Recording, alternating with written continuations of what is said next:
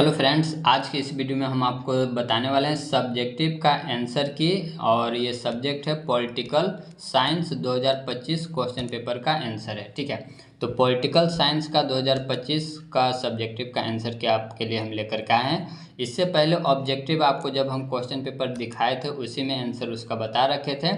अगर previous year question paper देखना चाहते हैं तो आपको PYQ क्लास 12th आर्ट्स, उसमें आप जाकर के सारे आर्ट्स के क्वेश्चन पेपर देख सकते हैं। ठीक है, यहाँ पर आज हम लोग लेकर के आए हैं सब्जेक्टिव का आंसर की। तो चलिए स्टार्ट करते हैं दोस्तों।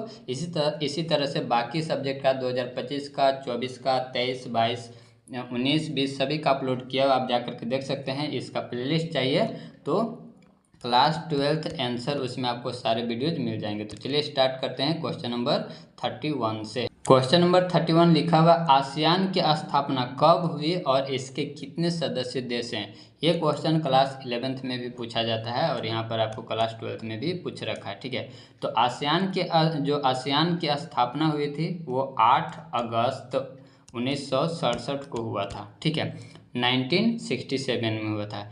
इसके जो सदस्य देश हैं वो 10 हैं। फिलहाल अभी जो वर्तमान में है वो 11 हो चुका है। ठीक है, तो इसका सदस्य बढ़ते रहता है क्योंकि जैसे कोई देश आकर के जुट गया तो बढ़ते रहता है, राइट।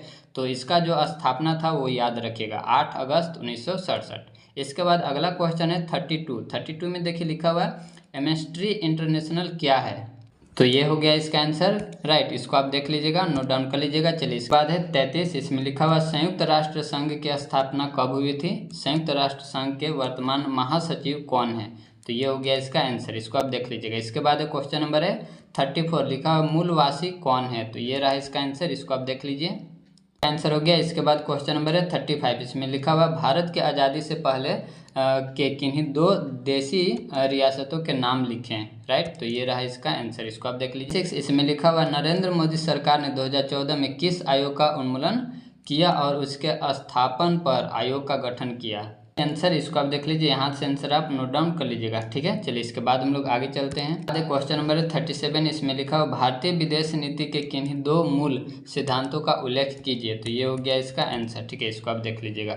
इसके बाद क्वेश्चन नंबर 38 में देखिए लिखा हुआ चिपको आंदोलन से आपका क्या अभिप्राय है। मतलब चिपको आंदोलन के बारे में आपको लिखना है।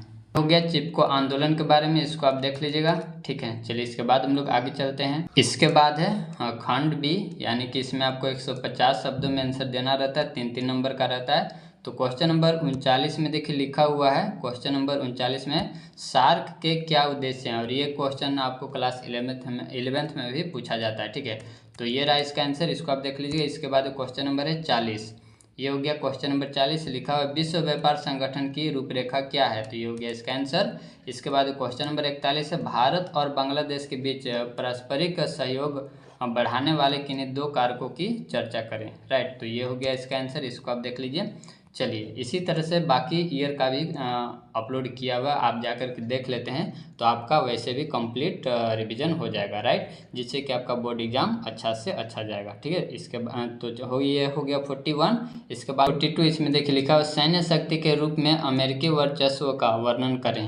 आंसर इसका स्टार्ट है, इसको आप देख लीजिए। ठीक है, ये पॉइंट बाय पॉइंट करके लिखा हुआ, ऐसे आपको एग्जाम में भी आंसर लिखना चाहिए। ठीक है, तो ये हो गया आपका पॉइंट नंबर 3 और ये हो गया आपका पॉइंट नंबर 4। तो ये हो गया इसका आंसर। इसके बाद हम लोग अगले क्वेश्चन की तरफ चलते हैं। 43, इसमें लिखा हुआ सामूहिक सुरक्षा से आप क्या समझते हैं। तो ये हो गया इसका आंसर। इसके बाद क्वेश्चन नंबर है 44, जल प्रदूषण से आप क्या समझते हैं। तो ये हो गया 44 का आंसर। ये हो गया 45, इसमें लिखा हुआ वैश्वीकरण क्या है। तो ये हो गया यहाँ से आंसर, इसको आप नोट डाउन कर लीजिएगा। चलिए इसके बाद आगे चलते हैं। 46, लिखा हुआ नियोजित विकास का अर्थ क्या है। तो ये हो गया इसका आंसर। इसके बाद है सेक्शन सी, ये रहा सेक्शन सी, जो कि आपको 4 क्वेश्चन का आंसर करना रहता है और चारों रहता है 55 नंबर का। ठीक है, तो ये हो गया क्वेश्चन नंबर 47, इसको आप देख लीजिए। ठीक है, तो क्वेश्चन नंबर 47 में लिखा हुआ सोवियत प्रणाली में सुधार के लिए वर्चस्व की भूमिका और सोवियत संघ पर इन सुधारों के प्रभाव का वर्णन करें। तो ये हो गया इसका आंसर, इसको आप देख लीजिए। चलिए इसके बाद हम लोग आगे चलते हैं। तो ये हो गया 48 में लिखा हुआ स्वतंत्र भारत में लोकतंत्र स्थापित करने की कौन सी चुनौतियाँ थी। तो ये इसका हो गया आंसर। चलिए इसके बाद हम लोग आगे चलते हैं। इसके बाद है 49, इसमें लिखा अमेरिका के साथ भारत के वर्तमान संबंध का वर्णन करें। यहाँ से आंसर, इसको आप देख लीजिएगा। चलिए इसके बाद हम लोग आगे चलते हैं। तो ये हो गया उसका आंसर, इसको आप नोट डाउन कर लीजिएगा। चलिए इसके बाद अगला क्वेश्चन है, क्वेश्चन नंबर 50 है। इसमें लिखा हुआ है गुजरात में नव निर्माण आंदोलन के कारण तथा परिणामों पर प्रकाश डालिए। तो ये हो गया आंसर, यहाँ से आंसर स्टार्ट है, इसको आप लिख लीजिएगा, ठीक है। चलिए इसके बाद हम लोग और आपको आंसर दिखाते हैं। तो ये हो गया आंसर, राइट, इसको आप नोट डाउन कर लीजिएगा। चलिए इसके बाद आगे चलते हैं। 51 है, इसमें लिखा भारतीय किसान यूनियन की उत्पत्ति एवं कार्यों को लिखें। तो ये हो गया यहाँ से आंसर, इसको आप देख लीजिए। चलिए इसके बाद अगला है, तो ये हो गया बाकी का आंसर, इसको आप नोट डाउन कर लीजिएगा। नंबर 52, ठीक है। तो इसमें लिखा भारत में नक्सलवादी आंदोलन के विस्तार के लिए उत्तरदायी परिस्थितियों का परीक्षण कीजिए तथा नक्सलवाद को कुचलने का तरीका समझाइए। यहाँ से आंसर स्टार्ट होता है पॉइंट नंबर 1, ठीक है। तो इसको, ये हो गया पॉइंट नंबर 1। इसके बाद आगे आपको दिखाते हैं, ये हो गया आपका पॉइंट नंबर 2 और ये हो गया 3, ठीक है। इसको आप अच्छे से देख लीजिए। चलिए इसके बाद हम लोग आगे चलते हैं। तो ये पॉइंट नंबर हो गया 4, ये सब आप अच्छे से नोट डाउन कर लीजिएगा, ठीक है। तो ये था दोस्तों 2025 का पॉलिटिकल साइंस का सब्जेक्टिव का आंसर। उम्मीद है कि आपको वीडियो पसंद आया होगा। तो चलिए मिलते हैं हम लोग अगले वीडियो में।